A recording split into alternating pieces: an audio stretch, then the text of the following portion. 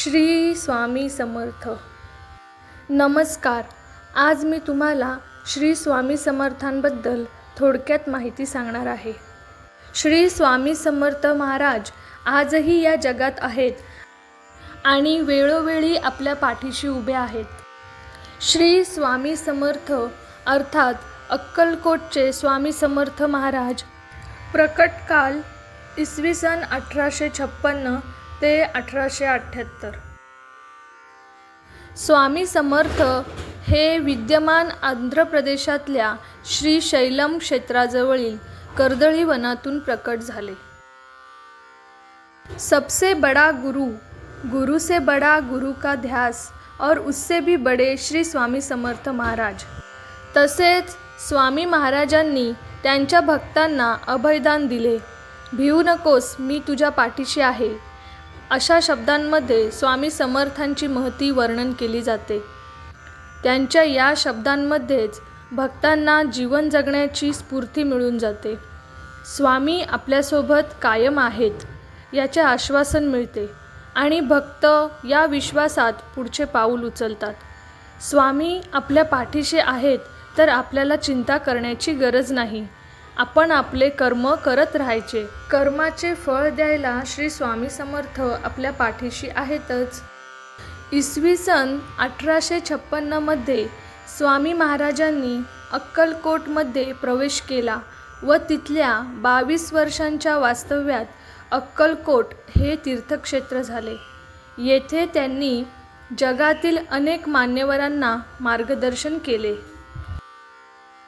अवतारांचे स्वरूप, त्यांना भगवान दत्तात्रेयांचा पूर्णावतार मानले जाते. काही ठिकाणी त्यांना चंचल भारती आणि दिगंबर स्वामी या नावांनी सुद्धा ओळखले जाते. कार्याचा प्रभाव, त्यांच्या कार्यामुळे आणि शिकवणीमुळे भक्तांना प्रेरक आणि दिशादर्शक मार्गदर्शन मिळाले. आध्यात्मिक शिकवण, स्वामी समर्थांनी श्रद्धा आणि समर्पणाचे महत्त्व सांगितले आहे. तसेच अपेक्षा न ठेवता इतरांची सेवा करणे हा आध्यात्मिक विकासाचा मार्ग आहे असे ते शिकवत असे. आध्यात्मिक प्रवास, ते क्षणार्धात एका ठिकाणाहून दुसऱ्या ठिकाणी प्रकट होत असत. यांसारख्या अनेक लीला त्यांनी केल्या आहेत. स्वामी समर्थांचे मंत्र आणि जप. मंत्राचे फायदे, स्वामी समर्थांचे मंत्र जपल्याने मानसिक शांती मिळते, आरोग्यात सुधारणा होते आणि जीवनात यश मिळते. जप करण्याची वेळ, जप करण्यासाठी पहाटेची वेळ सर्वोत्तम मानली जाते. मात्र सकाळची वेळ शक्य नसेल तर दुपारी 12 नंतर 5 वाजेपर्यंत जप करणे टाळावे असे सांगितले जाते.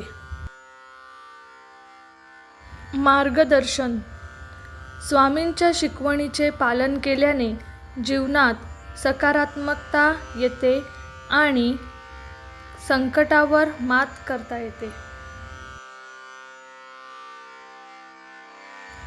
निशंक होई रे मना, निर्भय होई रे मना, प्रचंड स्वामी बळ पाठीशी, नित्य आहे रे मना, अतर्क्य अवधूत हे स्मरणगामी, अशक्य ही शक्य करतील स्वामी, अशक्य ही शक्य करतील स्वामी.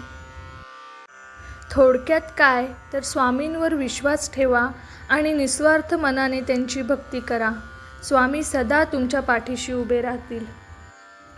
अवतार कार्य समाप्ती. स्वामींनी अनेकांना कामाला लावून इसवी सन 1878 मध्ये त्यांचा एक आविष्कार संपविला असे नाटक केले आहे. स्वामी महाराजांचे अवतार कार्य आजही सुरू आहे. स्वामींनी अवतार कार्य संपवलेले नाही. स्वामी समर्थ महाराज आज देखील भक्तांच्या पाठीशी सतत राहून त्यांना मार्गदर्शन करून कार्य करत आहेत व अनंत काळापर्यंत करत राहतील. आजही श्री स्वामी समर्थ महाराज जो जो भेटेल त्याचा उद्धार अनेक मार्गातून करत आहेत. पुण्यतिथी. श्री स्वामी समर्थ महाराज यांनी रविवार दिनांक 30 एप्रिल 1878 रोजी अक्कलकोट येथे वटवृक्ष समाधी मठ स्थानी माध्यान्हकाली आपल्या अवतार कार्याची समाप्ती केल्याचे नाटक केले व नंतर श्री स्वामी समर्थ यांना त्यांचे परम शिष्य चोळप्पा यांच्या निवासस्थानाजवळ समाधिस्थ करण्यात आले. त्यानंतर स्वामी महाराज पुन्हा कर्दळी वनात लुप्त झाले. श्री वटवृक्ष स्वामी महाराज मंदिर.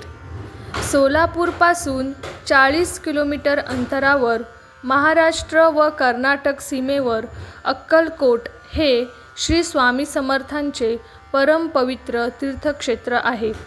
अक्कलकोटची भूमी ही स्वामींच्या वास्तव्याने पुनीत झालेली आहे. सोलापूरहून स्वामी जे अक्कलकोटला आले ते शेवटपर्यंत तिथेच राहिले. 22 वर्ष स्वामींचे वास्तव्य वटवृक्षाच्या छायेत होते.